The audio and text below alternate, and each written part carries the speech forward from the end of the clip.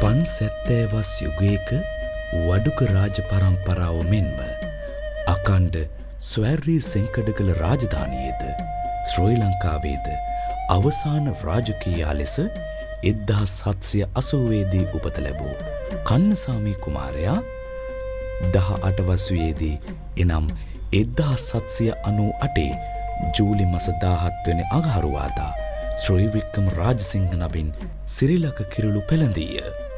සිරිලකට ඒකාන්ත පක්ෂ පරිමාණ භක්ති ප්‍රමාති භාර වනෝත්තම භාවයෙන් යුක්ත වූ ස්වස්ත්‍රී ශ්‍රී සමෘද්ධ සම්භාර සමලංකෘත විශාල විමලතර කුශල බල සමන්විත ශ්‍රී වික්‍රමාති ක්‍රමවිකාම ප්‍රශස්ත නායක ශ්‍රේයෙන් විරාජමාන ශ්‍රී වික්‍රම රාජසිංහයන් නම් වූ කුසලේ භජන උතුම් අපගේ ස්වාමි දරුවාණන් වහන්සේ.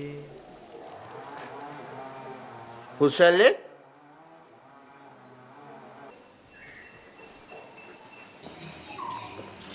දේවයන් වහන්සේ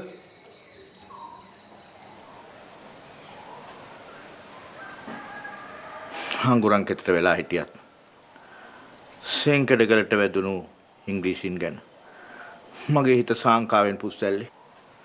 එහෙමයි දේවයන් වහන්සේ.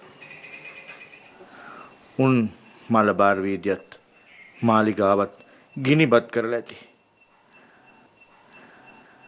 සටන් බිමෙන් තුඩපතක්වත් නැතිද තවම? ඒ ගැන කුකුසක් ඇති කරගන්න උවමනාවක් නැහැ රජතුමනි. පිළිවතලාවේ මහාධිකරම්තුමා සටන මෙහෙවනවා. සටන් බිමෙන් ලැබෙන ආරංචි බොහොම සුබයි. පිළිමතලාවේ ඔහු ගැන විශ්වාස කර හැකිදයි මට සැකයි.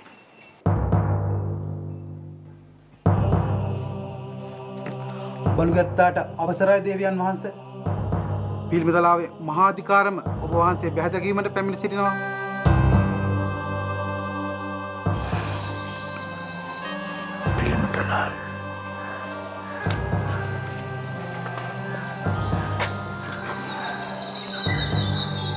පිළිමතලාවේ පැමිණ සිටිනවා.